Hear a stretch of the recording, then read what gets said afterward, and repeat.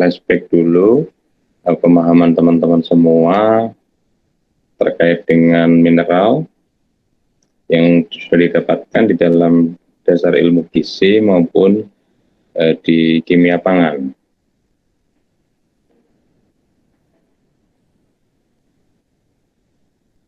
Mineral merupakan salah satu komponen yang bersifat anorganik. Jadi dia tersusun berbeda dengan vitamin ya, sama-sama zat gizi mikro, tetapi jika vitamin adalah vitamin yang adalah komponen yang bersifat organik yang tersusun atas karbon, kemudian hidrogen dan oksigen. Sedangkan mineral adalah komponen yang bersifat anorganik. Sehingga pada saat kita bakar, kita melakukan pembakaran terhadap vitamin, dia akan hilang secara sempurna. Sedangkan pada saat bakar mineral, ya kita gunakan tanur untuk menghancurkan komponen yang bersifat organik dengan suhu 300 sampai 500 derajat Celcius, maka dia akan masih bisa bertahan menjadi komponen abu. Makanya prinsip pengabuan dalam analisis zat gizi itu di sisanya adalah komponen mineral. Nah, mineral ini tidak dapat disintesis secara mandiri oleh tubuh kita, sehingga kita harus mendatangkannya dari makanan. Dari minuman, atau dari berbagai macam suplemen yang intinya dari luar untuk masuk ke dalam tubuh kita. Karena kita tidak bisa mensintesis mineral secara mandiri. Nah, kemudian klasifikasi mineral. Nah, mineral diklasifikasikan menjadi mineral makro dan mineral mikro jika dilihat berdasarkan dari kebutuhan tubuh kita dalam satu hari. Nah, kebutuhan mineral yang harus dikonsumsi per hari itu lebih dari 100 mg sebagai mineral makro. Kemudian mineral yang dibutuhkan dalam tubuh kita itu kurang dari 100 mg per hari, itu disebut sebagai mineral mikro, atau sering juga disebut sebagai trace element atau trace mineral. Nah, ini komponen mineral yang masuk ke dalam grup mineral makro ya. Ada sodium atau natrium, kemudian potasium atau kalium, kemudian fosfor, klorida, magnesium, kalsium, dan sulfur. Nah, sedangkan yang masuk ke dalam klasifikasi antara fluoride, iodin, kromium, mangan, iron, kemudian zinc, ya, besi dan zinc. Nah, itu dibutuhkan di tubuh kita kurang dari 100 mg per hari. Kemudian ada mineral yang berfungsi sebagai gugus prostetik dari berbagai macam enzim di dalam tubuh kita. Ada kobalt, kemudian koper, ada iron, molybdenum, kemudian selenium dan zinc. Ada juga mineral yang berperan di dalam regulasi tubuh kita sebagai aktivator atau kofaktor dari berbagai macam enzim dan hormon. Ada yang juga berperan sebagai modulator. Dalam kelompok ini ada kalsium, kemudian kromium, kemudian iodin, magnesium, mangan, sodium, dan potasium. Kemudian ada mineral yang diketahui bersifat esensial, tetapi mekanisme metabolisme di dalam tubuh itu belum jelas. Ya. Jadi ada silikon, kemudian vanadium, dan ada nikel di sana. Ada mineral yang sampai saat ini esensialnya itu masih dipertanyakan. Ada fluoride, kemudian lithium. Suara saya masih bisa didengarkan? Masih, Pak. Jelas apa enggak? Pak. Baik, di dalam tubuh kita, jadi yang akan kita diskusikan pada sesi kali ini adalah kalsium dan fosfor ya. Jadi di dalam tubuh kita, mineral yang dominan ya adalah kalsium dengan persentasenya adalah 39% dari total mineral tubuh. Bukan 39% dari komposisi tubuh ya, tetapi 39% dari total mineral yang ada di dalam tubuh. Nah, jika dikomparasi atau dibandingkan dengan seluruh tubuh atau porsi tubuh, maka kalsium ini menyumbang sekitar 1,5 hingga 2%. Jadi misalnya tubuh kita itu mengandung bobot kita itu 60 kg, maka 10%-nya adalah 6 kg, maka kandungan kalsium yang ada di dalam tubuh kita itu kurang lebih sekitar 2 gram ya. Bukan 2 gram, berarti 10 6 kilogram, kemudian dibagi menjadi 5, ya sekitar 1,2 kilogram jika bobot kita sekitar 60 kilogram. Nah, kemudian 9%-nya, ya, jadi sekitar 1,2 kilogram tadi itu dominan ada pada tulang dan gigi, sekitar 99%-nya. Kemudian 1%-nya itu ada di gigi, ada di peredaran darah maupun ada di berbagai macam sel-sel tubuh yang lain. Nah, 1% yang ada di darah dan ada pada cairan ekstraseluler ini, meskipun porsinya kecil, tetapi ini adalah memiliki, jadi 1% itu sedikit tetapi krusial, sehingga tidak boleh levelnya itu ada batang yang jauh dan rentang yang ada pada standarnya, karena nanti akan mempengaruhi berbagai sistem metabolisme yang ada di dalam tubuh kita.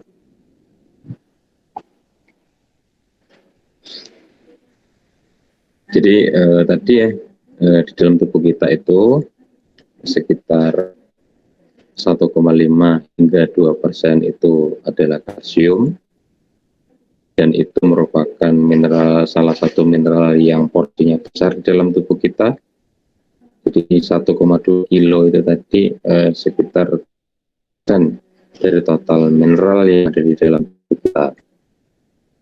Nah, 1,2 itu dominannya ada pada tulang dan gigi, dan sebagian kecilnya ada pada darah dan cairan sel.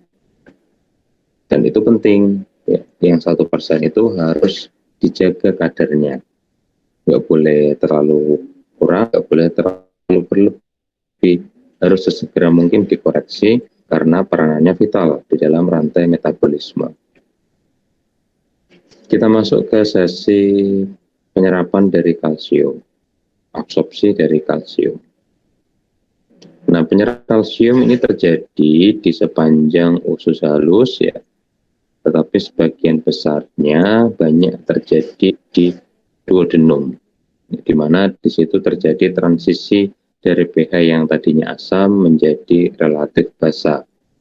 pH asam itu berasal dari lambung, kemudian relatif basa itu ada pada usus halus, dan disitulah nanti peranan dari enzim-enzim yang berasal dari pankreas optimal pada pH yang berangsur naik.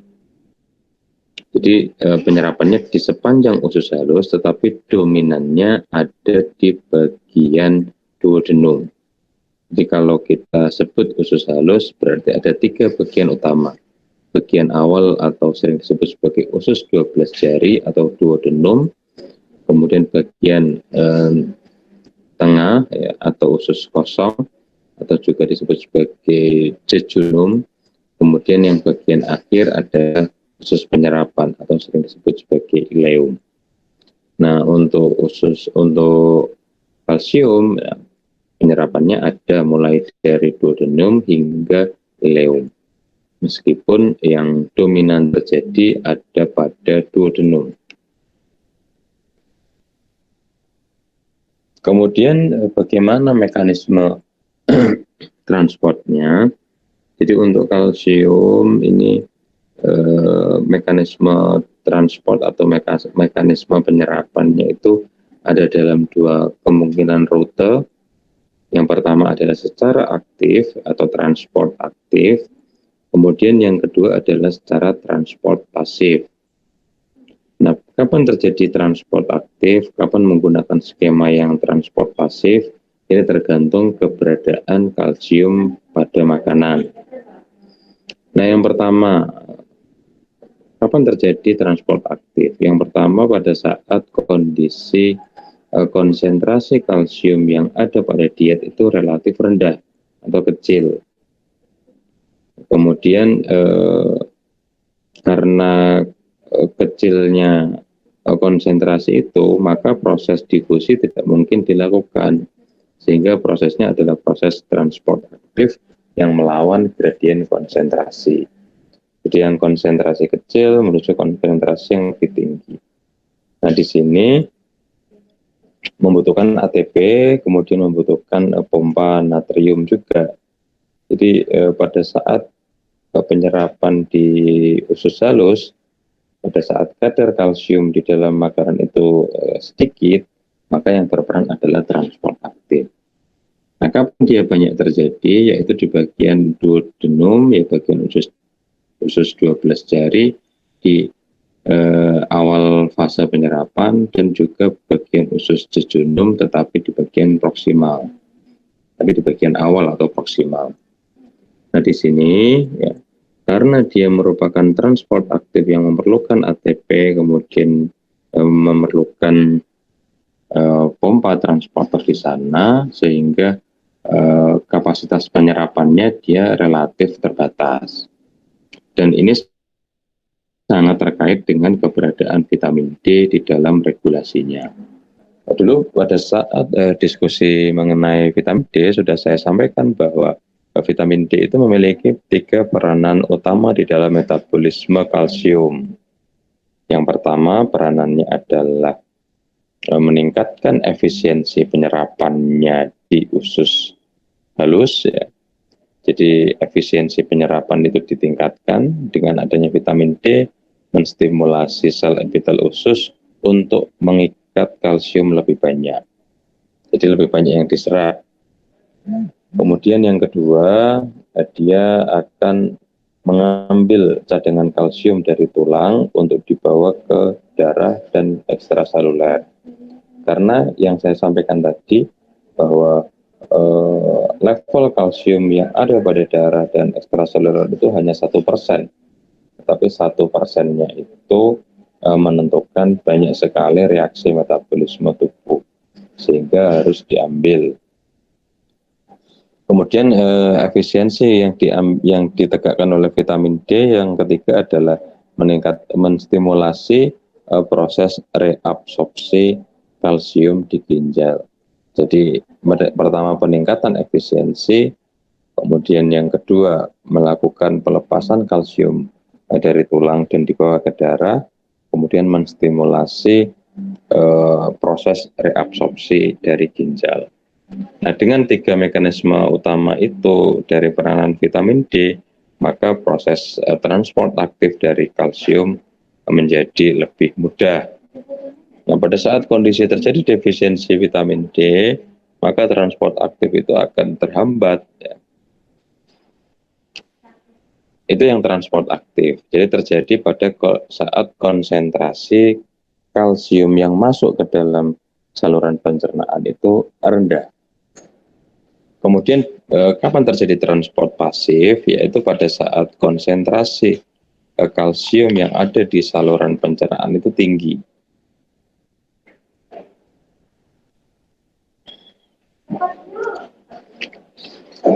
Nah, tingginya konsentrasi itu memungkinkan terjadinya difusi. Jadi tidak perlu menggunakan ATP, kemudian tidak perlu menggunakan pompa, tidak perlu menggunakan bantuan dari vitamin D. Jadi pada saat gradien konsentrasi tinggi dia akan mengalir saja, jadi yang gradien konsentrasi tinggi menuju ke gradien konsentrasi rendah. Nah disinilah tidak banyak peranan dari vitamin D. Jadi dari yang konsentrasi tinggi menuju konsentrasi rendah. Meskipun di dalam tubuh ada vitamin D, tetapi pada saat transport pasif ya, di sini tidak banyak berperan. Nah ini terjadi pada saat konsentrasi kalsium yang ada di dalam makanan itu relatif tinggi, kemudian masuk ke dalam tubuh kita. Jadi ada dua mekanisme utama, ini tergantung dari besar kecilnya konsentrasi kalsium yang masuk ke dalam saluran pencernaan dari makanan tentunya. Apakah suara saya masih bisa didengarkan? Masih, Pak. Baik, saya lanjutkan ya. Kalsium juga diserap pada beberapa bagian di usus besar atau kolon, tetapi jumlahnya tidak sebanyak di usus besar. Kemudian kalsium ini diserap hanya dalam bentuk ionik. Jadi bentuk ionik itu artinya seperti Ca2+, ya. Na+, ya. Di situ adalah bentuk ionik. Nah, pada saat kondisi bentuk ionik seperti itu, dia lebih mudah diserap dibandingkan dengan dalam bentuk ikatan. Misalnya kalsium yang berikatan dengan oksalat, ya oksalat yang berasal dari makanan, dari sayur-sayuran, biasanya ada dari kelompok bayam, kangkung. Nah, di situ kalau ada oksalat, maka kalsium ini akan mudah berikatan dengan oksalat, membentuk kalsium oksalat. Nah, kalau kalsium yang tadinya bentuknya ionik, kemudian dia berubah menjadi bentuk terikat, maka kemampuannya untuk diserap menjadi berkurang. Jadi terjadi penurunan efisiensi penyerapan akibat adanya senyawa yang akan mengikat kalsium yang masuk ke dalam kolon. Nah, hasil ikatannya ini akan diekskresikan ya melalui feses.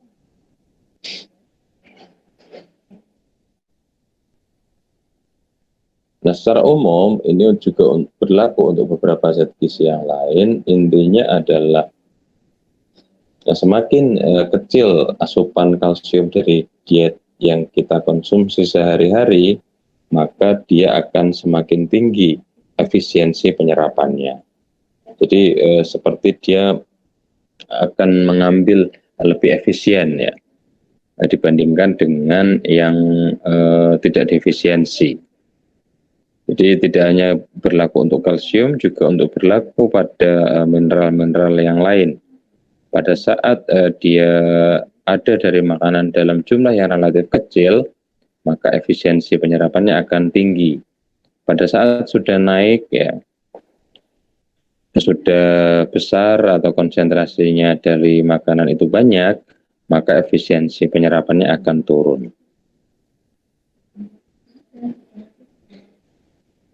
Nah, kemudian bagaimana kadar kalsium yang ada di dalam darah, dalam cairan ekstraseluler tubuh ya, itu dipertahankan dalam kondisi yang normal. Nah, ini diperankan oleh salah satu jenis hormon yang disekresikan oleh kelenjar tiroid dan kelenjar paratiroid ya. Di sini hormon yang dihasilkan adalah hormon paratiroid ya yang disekresikan oleh kelenjar paratiroid. Nah, di sini peranannya adalah mempertahankan kalsium yang ada pada darah. Jadi di dalam darah itu yang sudah saya sampaikan tadi, kadar kalsiumnya nggak boleh turun drastis ya, karena akan memberikan dampak yang signifikan pada berbagai macam metabolisme yang ada di dalam tubuh kita. Nah, selain hormon paratiroid, regulasi untuk mengatur kalsium yang ada pada darah itu juga dipengaruhi oleh adanya kalsitonin, kemudian vitamin D. Nah, bagi wanita ada estrogen dan progesteron yang juga berperan di dalam mengatur kadar kalsium yang ada pada darah.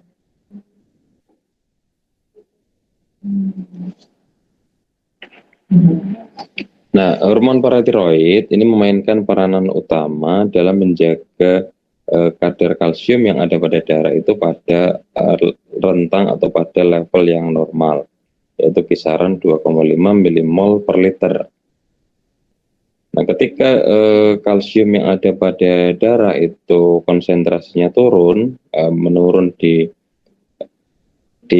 bawah level yang seharusnya, kemudian paratiroid hormon ini menstimulasikan untuk mentransfer kalsium dari tulang menuju ke dalam darah. Jadi pada saat tubuh itu sudah turun ya level kalsiumnya atau kadar kalsiumnya rendah dibandingkan dengan standar, maka PTH ini akan menerima sinyal dan menginformasikan ke sistem peredaran sistem pusat untuk mensekresikan untuk mengambil kalsium yang ada pada tulang dan dibawa ke peredaran darah. Jadi yang dipentingkan memang adalah kalsium yang ada pada darah, sehingga pada saat itu turun, maka PTH akan menstimulasi sistem tubuh untuk merilis kalsium yang ada pada tulang dan diberikan kepada darah.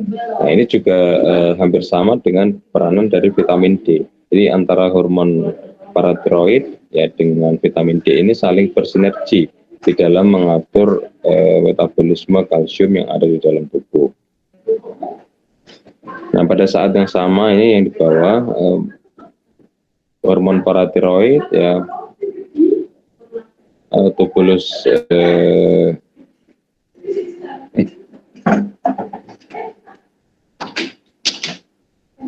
Oke, Sun. Maaf ya, ini dikirim makan siang.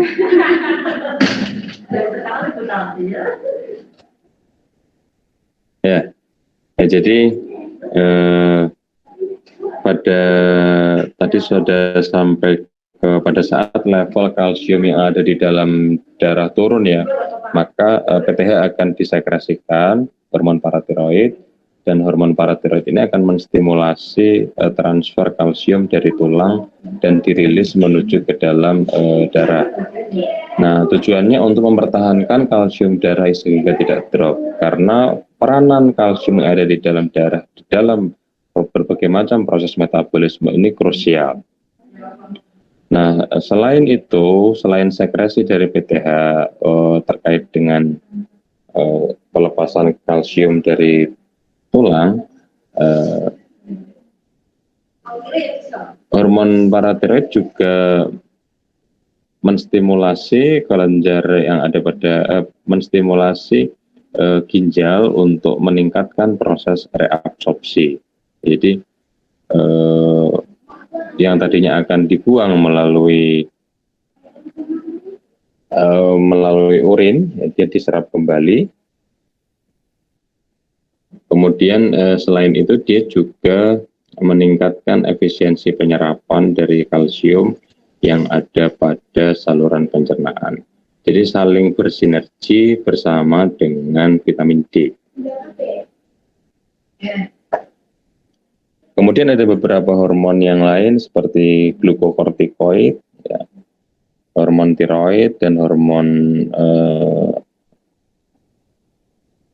reproduksi dari wanita seperti estrogen tadi juga memberikan peranan yang penting di dalam menjaga homeostasis kalsium ya.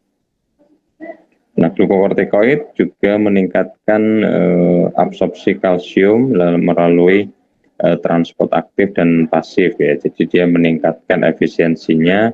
Kemudian hormon tiroid T4 dan T3 merespon memberikan stimulasi kepada tulang untuk proses resorpsi ya.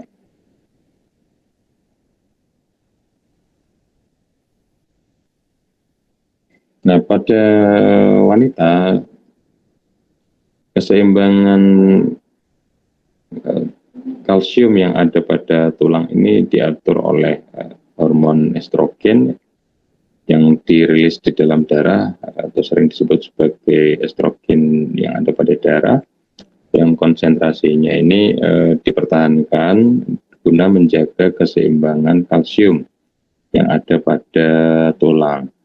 Jadi pada saat seseorang masih memiliki estrogen yang diproduksi secara reguler dan normal, ini untuk wanita ya, maka proses kalsifikasi dari tulang ini masih bisa dilakukan dengan optimal. Jadi pada saat ada dari diet, efisien penyerapannya, kemudian dari penyerapan meningkatkan kadar kalsium darah, kemudian kadar kalsium darah yang tinggi akan digunakan untuk proses kalsifikasi tulang, dan sisanya nanti akan diekskresikan melalui urin. Nah, ini dibantu stabilitasnya oleh estrogen yang dihasilkan oleh kelenjar reproduksi wanita. Nah, pada saat sudah tidak terjadi, pada saat sudah tidak diproduksi estrogen, maka keseimbangan kalsium dan proses kalsifikasi mineral kalsium di tulang ini tidak bisa berjalan optimal, sehingga mau tidak mau pada saat sudah terjadi menopause atau berhentinya sekresi estrogen, maka asupan kalsium harus dipertahankan daily untuk mencukupi kebutuhan kalsium harian. Karena kalau tidak, yang dirilis adalah kalsium tulang, padahal proses kalsifikasi ini sudah tidak bisa maksimal karena ketiadaan estrogen atau minimal produksi dari estrogen. Nah, ini tadi ya mekanisme pada saat kalsium dan fosfor di dalam darah itu turun, ya, maka yang dijalankan adalah, yang pertama terjadi adalah sekresi hormon paratiroid, mengambil kalsium dari tulang dibawa ke peredaran darah, kemudian meningkatkan proses reabsorpsi ya, yang di sini diambil juga dibawa ke darah, kemudian meningkatkan efisiensi dari saluran cerna. Ini diambil menuju ke darah juga dengan bantuan vitamin D. Jadi vitamin D dan PTH ini berkolaborasi dalam mempertahankan kalsium yang ada pada darah.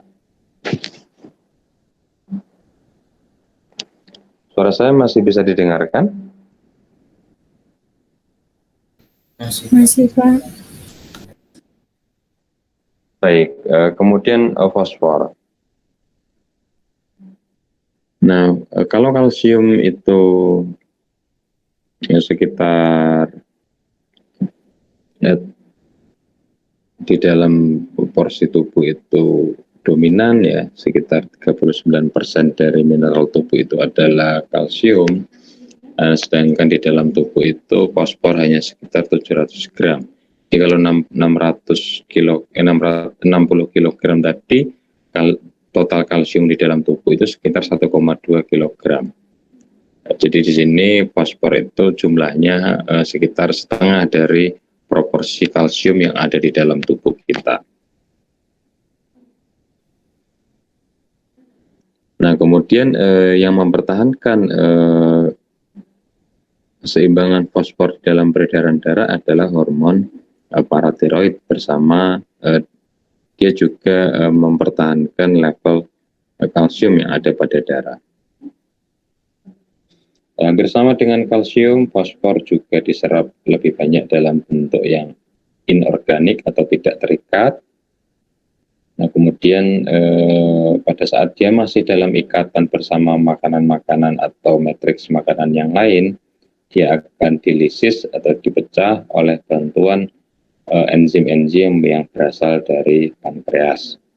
Kemudian bentuknya akan mempengaruhi bioavailability, ya, jadi semakin dia bebas bentuknya atau semakin tidak terikat, maka PV-nya akan semakin tinggi. Nah, hampir sama dengan kalsium, tadi di kalsium ada yang mampu mengikatnya, ya misalnya oksalat, titat, ini juga berlaku untuk fosfor ya. Jadi pada saat sudah terikat, ya misalnya kalsium fosfat, kalsium fosfat, dan kalsium pitat ya misalnya, di situ terjadi kompleks ikatan yang pada saat dia diikat seperti itu, dia tidak bisa diserap karena bukan dalam bentuk ionik. Transfer yang melintasi dinding sel epitel usus itu harus dalam bentuk ionik. Sedangkan pada saat bentuk terikat, dia akan diteruskan ke usus besar, entah itu melalui proses fermentasi atau diekskresikan bersama dengan feses. Dan penyerapan efisiensi penyerapan dari fosfor itu 2 kali lipat dibandingkan dengan efisiensi penyerapan kalsium. Ya, maka kebutuhan kalsium itu jika rasionya di dalam tubuh itu berimbang, maka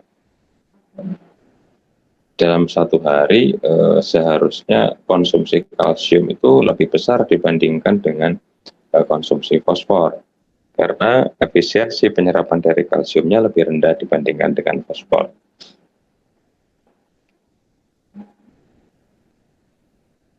Nah, kemudian untuk proses ekskresinya ini identik dengan proses ekskresi dari kalsium, karena kalsium dan fosfor ini saling berinteraksi, saling berkolaborasi dalam membentuk kompleks hidroksiapatit atau kompleks membentuk kepadatan tulang.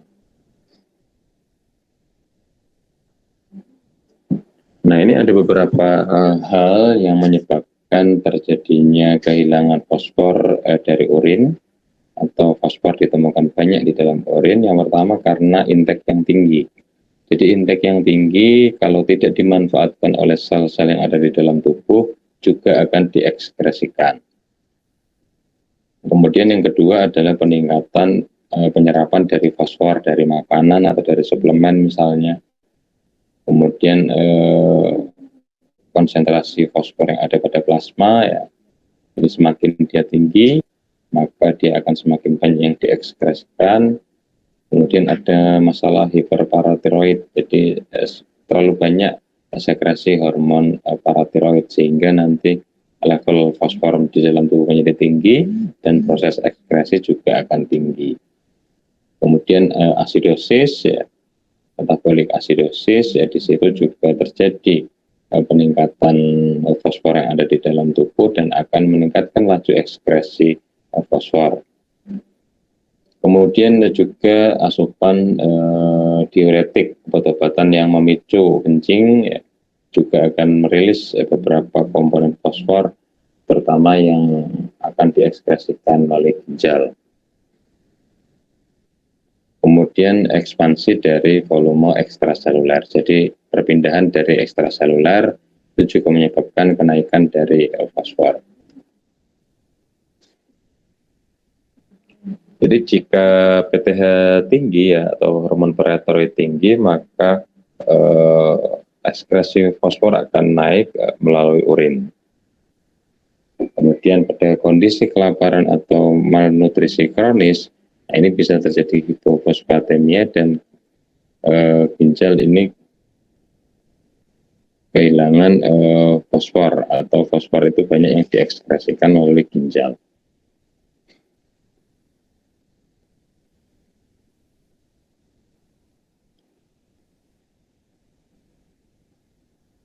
Oke, kemudian ini tadi kaitannya dengan bagaimana atau hal-hal apa saja yang meningkatkan kadar fosfor. Kemudian di sini ekskresi fosfor yang menurun ini terkait dengan, kalau yang tadi ekskresi fosfor itu tinggi. Ini karena apa?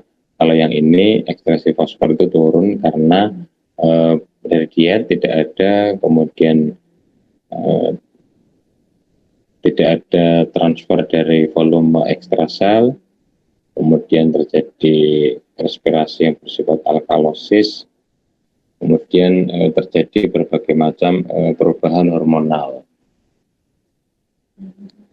Jadi fosfor, baik itu kalsium maupun fosfor yang ada di dalam plasma, ini harus dipertahankan dalam kondisi yang ideal karena dua-duanya sangat berperan di dalam kalsifikasi tulang dan juga dalam menjaga keseimbangan asam basa maupun keseimbangan tubuh kita.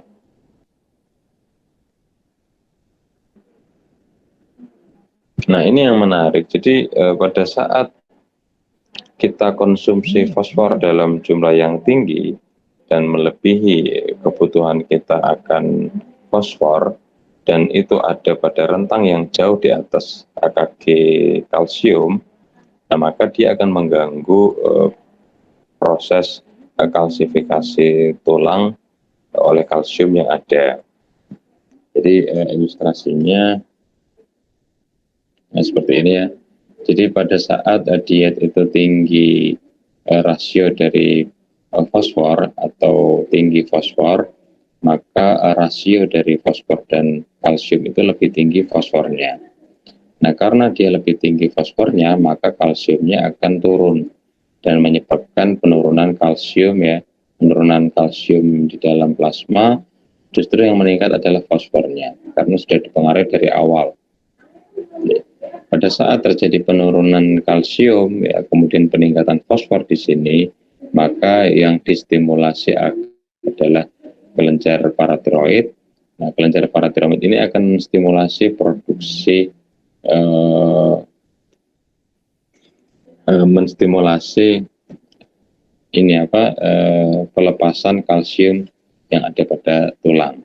Jadi kalau rasio dari fosfor dan kalsium itu tinggi fosfor, maka tubuh dianggap defisiensi kalsium. Kemudian paratiroid ini akan mensekresikan hormon paratiroid dan mengatur pelepasan mineral yang ada pada tulang, kalsium yang ada pada tulang untuk membackup penurunannya. Ya, sehingga di sini akan dirilis dan ditambahkan ke sana sehingga mineral tulang ya kepadatannya akan berkurang. Nah, sedangkan di sini dia akan dipertahankan terus. Jadi diet yang fosfornya tinggi ini tidak disarankan karena endingnya adalah mineral tulang menjadi banyak yang hilang, terutama kalsium tulangnya. Nah, ini yang harus dipahami oleh teman-teman semua. Jadi nggak boleh memberikan suplementasi fosfor yang ada di atas suplementasi kalsium karena akan memberikan dampak yang tidak diinginkan. Baik, untuk pertemuan pertama saya rasa cukup kalsium dan fosfor dulu. Saya buka sesi diskusi.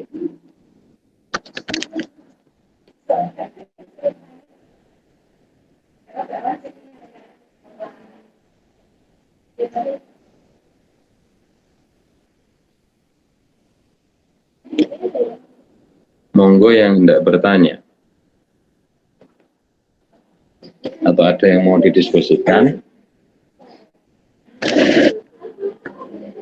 atau ada pengalaman yang mau disampaikan, silakan.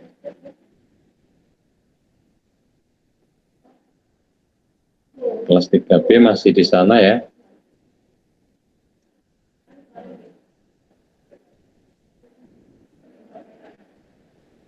Halo, halo. Masih, Pak.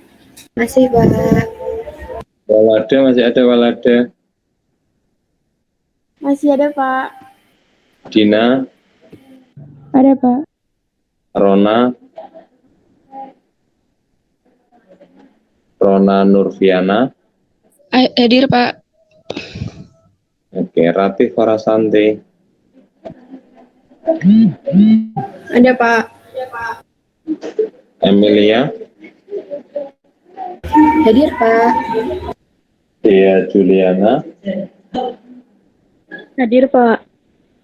Baik, monggo. Apakah ada yang mau didiskusikan?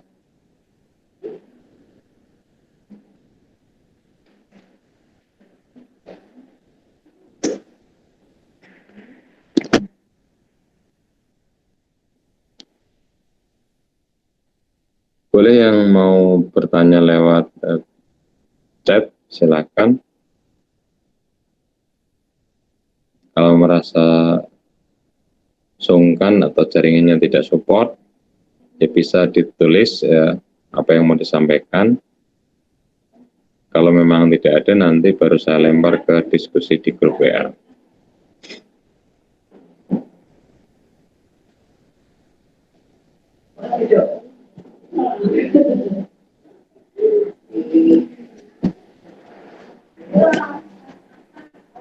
Tunggu.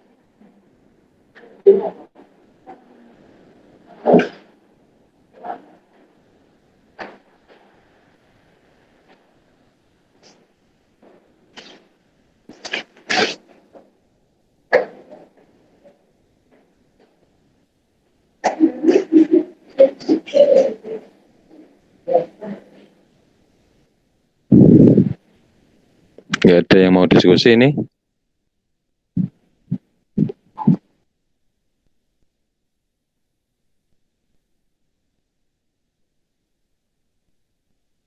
Minggu depan siap ya, tetap muka semua ya.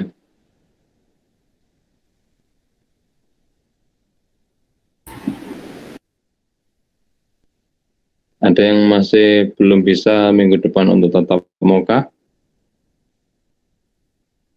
Saya belum bisa, Pak. Saya belum bisa, Pak. Kenapa? Di Kalimantan, Pak.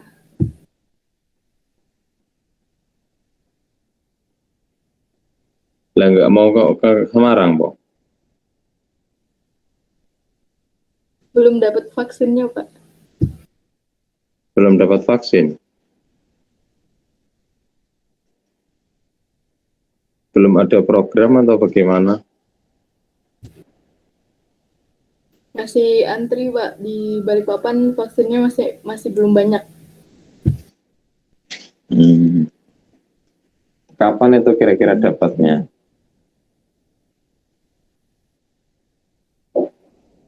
Belum tahu, Pak. Nunggu panggilan. Baik, saya catat ya.